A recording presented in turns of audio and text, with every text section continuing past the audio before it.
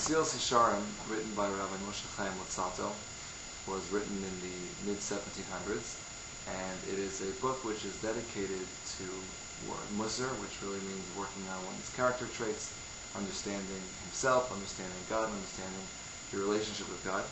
And he begins with a pretty lengthy introduction.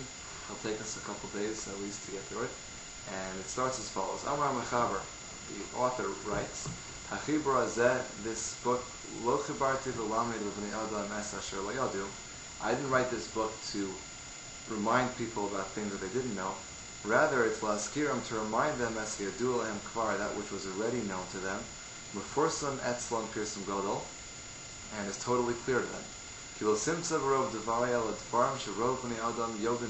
will not find in my words, in the words contained in this book, things that you only find things that most people know about.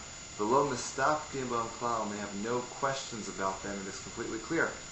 Elashikafi ro persuma, because they are so obvious and they're so clear. Ukeneged masha mitasam gli l'kol, and the fact that everyone knows them so clearly and knows them to be true. The people become, I guess they lose their focus from them, and people forget about them. One will not gain the full gain from this book by reading through it once, because it's possible you will not find, you the reader, or I the reader also, will not find anything new. You only find a little that you did not know before. Rather, the real benefit and the true gain that someone can get from reading this book is from reviewing it and constantly relearning it. Because it will remind us, it will remind all the readers about those things which our nature causes us to forget, and it will cause a person to focus on the obligations that he is neglecting.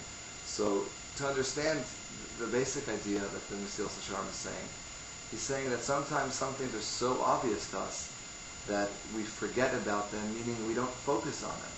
If I were to ask you, is there a God in this world? It's a pretty obvious answer. I'm an observant Jew, or I'm at least listening to video made by an observant Jew. So that means that I'm at least somewhat aware of the concept of a God.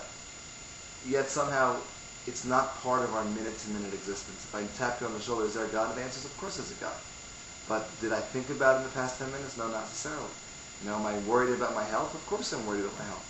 But did it occur to me that as I'm biting into this 3-inch hamburger that I'm enjoying now, that maybe it's gonna make me sick, and understand that clogging arteries, all those type of steps. I know they're all true, but it doesn't mean that I'm focusing on them. It doesn't mean that I'm thinking about them now. Rav Chatzkel Sarna, who was the leader of the yeshiva in Hebron, first in Europe and then in Hebron, he wrote a book, or really his students wrote a book of his classes that he gave on this topic of the Mesilas Yesharim.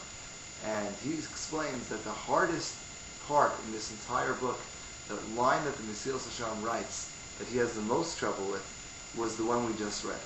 That you will not find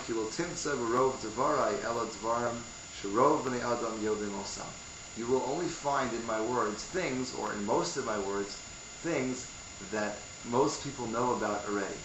And he says that is the farthest thing, at least on the surface, from the truth. As hopefully all of us have a chance to read through the book, we will find there are many things in this book that we've never even began to consider. The Vilna Gaon, Elio Kramer, who died about 220 years ago, he said about the Mesilas Yesharim that he read through the first 11 chapters and there's not one extra word. Now, that means to say every word is measured, and there's a lesson and something to be learned from every single word. So how can the Mesilas Yesharim say that everything here is things, or at least the vast majority, are things that we all know already? Rabbi Chatzkel Sarna explains that the only way you can understand this is to say that because of Mesilas Yesharim's greatness, and because of the focus that he had about life, and because of the Torah that he learns, he was able to see all these things as so obvious. But to people like us, certainly these things are not obvious, and definitely deserves, even just for the new lessons that we can learn, a tremendous amount of work. I want to wish you all a great day and a very meaningful Aseret Yisrael Tshuva. All the best.